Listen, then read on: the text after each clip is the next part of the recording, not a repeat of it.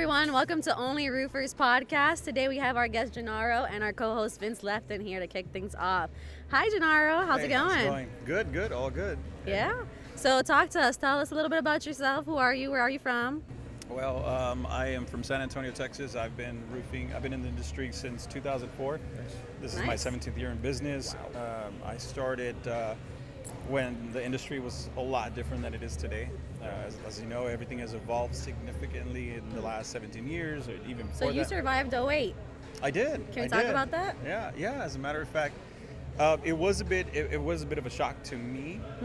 I came from the financial industry before, the financial sector, and I saw other contractors in my region that were struggling right in 08 or so. So in preparation of that, because I did see them struggling, I did have a big share of the market, however, in the area. But I sold a couple of vehicles, I sold my house, and I was single at the time. I was liquidated a little bit. Yeah, I did, just in preparation for it. Smart. But I was single, no kids at that time, and so I take that back. My daughter was just born, but I lived alone, and so I did get prepared for that. I saw that business slumped, and it was challenging. Fortunately, at that time, I didn't have as much overhead. Yeah. How many people were on your team? Was it just you? No, as a matter of fact, I had one sales rep. My younger brother was my production manager. I may have had another rep or two. It's been a while. But of course, I didn't have the team that I have now.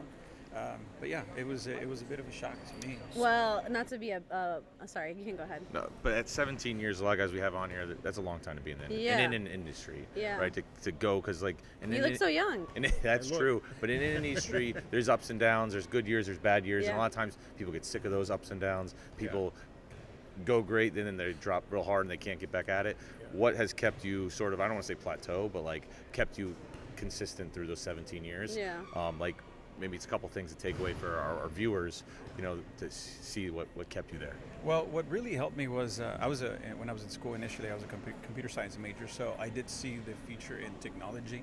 And so again, I was young when I started. I was in my early 20s, and so I was able to implement some items or some things that other contractors were not doing at that time.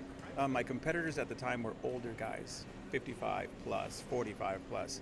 And so I was in my market at that time, early 2000s. I was one of the only ones that was using email addresses.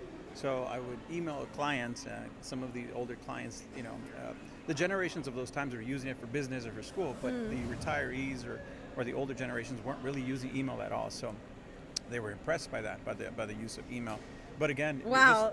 By the use of Think email. about how much that things have just changed from being impressed to using email to now what it takes to impress the open someone. rates back then were great. Yeah, it's like, oh my God, I got an email. Exactly. Yeah, This open is rates so were good. This is exciting. It's like, when your grandma sends you a birthday card.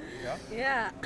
One question for you would also be, is what are you doing now to prepare, since you came through something like that, let's say worst comes to worst and everything goes crashing down again, what would you do? What's your emergency plan? Well, the good thing about my company, for instance, we've been in business so long that we do get a lot of referrals. We have a huge referral system, and we get a lot of referrals from all the work that we've done. So we do see that now that a lot of companies get business from social media and the new type of marketing, whereas before it was word of mouth.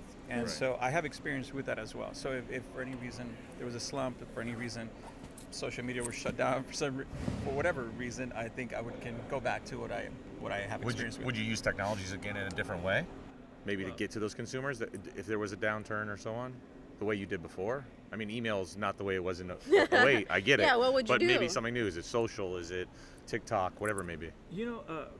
Realistically, maybe we're giving him a question. He's like, man, I haven't thought about this. Well, no, I mean, because is there a downturn? If you're talking about removing technology, but then at the same time using technology, we'd have to kind of establish what we're talking about. Right. So if social media, at this moment we use social media, we don't use it to its full extent, to its capacity, but we are using it a lot more. I've seen you guys posting a lot more. You guys check them out, Bison Roofing. They post a lot of nice stuff. All their stuff is really brand and professional. Genaro likes his stuff to look like super sleek, super modern, minimalist. I love it. If you're someone who likes that minimalist style, even though he has that yellow, I think that's the most crazy thing about It's a nice logo. The logo. Yeah, It's just that it's yellow. I like the Liz little play right here. I know Liz maybe didn't make this design, but No, I didn't make the that, little, but yeah, the little lightning bolt. Yeah, that's Yeah. why I picked this. And Yeah, exactly. yeah, I got this logo years back, and fortunately, a lot of the New York companies can get them online now for I don't know. From Yeah, Fiverr, Elizabeth. stuff like that. I didn't get for you guys. What the hell is this? Come on. I'm just here. What the hell's your guys' problem? She forgets me a lot here. I was But- struck with Fiverr. Wow, this is rude. Yeah, we didn't have Fiverr when I got I'm this. kicking you guys off. Bye, please. Oh, Go you see? ahead. I'm kicking you off. I'm kicking you guys off of my show. So, you have a lot of experience. A lot of guys, they haven't been in it as 17 years. You probably don't meet a lot of guys that have done it 17 years. And what's something, a new roofer, just getting in the industry 2-3 years, that can help him scale his business and things to stay away from? Like, Well, I mean, and nowadays, you guys, or not you guys, but the newer entrepreneurs and newer roofing companies, they have a lot of resources that we didn't have before, such as these events. Then you have some kick-ass companies that can provide service like Elizabeth, Thank like you you this guys. time. We didn't have that at the time. Right. I've kind of done a lot of the stuff gradually, and so even now there's times when I've reached out to her and I'm talking to her. I'm like, I need to jump with Elizabeth, have her help me out with some stuff. Right. We haven't gotten there yet, but Yeah. I'm considering it as well. I've done it. But the newer companies, they have that resource. I mean, you Don't guys be do scared. really good stuff. And of course, the conferences. We didn't have many conferences. We didn't have the roofing schools. We didn't have, all these people that have made their mistakes on their own, providing that knowledge. Can I ask you a question? I don't think I've asked anyone yet. Uh-huh. How has being a roofer influenced your lifestyle? How has it influenced my Where's lifestyle? t-shirts? Well, Or your wardrobe? yeah. Well, I mean, it's a business. I'm an entrepreneur first before I'm a roofer. Really, that's how Just I in see the it. roofing business. Yeah. That's, So I get it. I like that approach. Yeah, and I've been able to, fortunately manage my company to be successful and given my employees and myself a decent living, and all my employees, we try to make sure that they all have a decent quality of life. And so, as you know, I like to eat well, and as you can see, I like to eat well, and He posts some really good stories of his food. all the time. I'm one of those foodie guys, and I like to travel, so that's how it's influenced me, at least giving me the quality of life that I can. The ability to and the do it. networking too. I've made a lot of good friends in the industry. Most of the people that I can consider friends are in the industry, so it's good. It's a good networking event, and like I said, the industry kind of helps out. I know Elizabeth for years. Yeah, and- for a couple of years now. Yeah. Yeah, I think that's what I was saying earlier to him. I was like, roofing's cool. He's like, yeah, whatever. I'm just been a roofer for so long. It's not cool. I think to that point, when you're saying is like, it's having that mindset of being an entrepreneur, and then whatever industry, business you're in. Correct. It's really having that entrepreneur first, and then that's a mindset. Being a roofer, then you're in a roofer's mindset. True. If you're an entrepreneur that's trying to grow, scale, and build. When you're a roofer, you're sort of stuck in a lane. You know what I mean?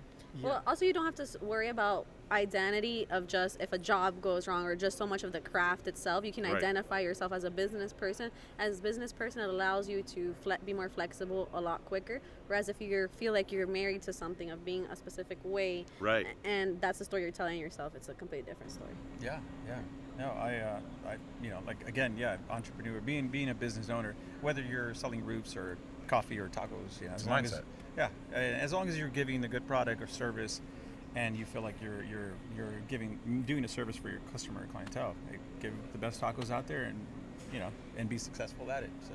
No, I 100% agree. I think entrepreneurship is a mindset, and then any business you're in. Yeah. So, widgets are widgets, whatever you're doing. So. Okay, so we'll leave you with this last question. What's your favorite part about roofing? Besides, I asked you lifestyle, but what's your favorite thing about being a roofing business owner? A roofing contractor. Well, Shingles. No, I was kidding. I love shingles, man. My manufacturers are the best. Like. Yeah. Well, I'd have to say I haven't thought about that in a while. Thanks for asking that question because it makes me think about it. But I'd have to say just being able to help other people, and I know it sounds kind of cliche, but after the storm, it's like, I feel good being able when I have friends and family. Sense of fulfillment. Yeah, and they call me and they say, hey, we need this. I'm like, yeah, I'll send one of my reps, and my reps are going to be there, and I'm confident because my reps are loyal, they're honest, they're great guys. All of my reps are great guys, and so I feel good being able to just send somebody out there and say, yeah, you're taken care of. My guys are going to go and they're going to help you out. Feels good because we do get a lot of storm work. So after storms, it's cool to be relied on and be dependable, and have that knowledge that I can trust and help every single person that contacts me. So that feels good. Yeah. And that you've built something that can do that. Yeah. And just being there, being reliable. All right, guys. Well, thank you so appreciate much, you coming Genaro. on. Thank Thanks you, for Vince. having Thank you so much, man. You guys are awesome Vince, as thank you. always. Thank you. Liz, We good seeing you appreciate again. y'all. Thank you for watching another episode you. of OnlyRoofers podcast. Tune in. If you're at any of the shows, come visit us. We're always happy to interview you and hear your roofing stories. Thanks, guys. Thanks.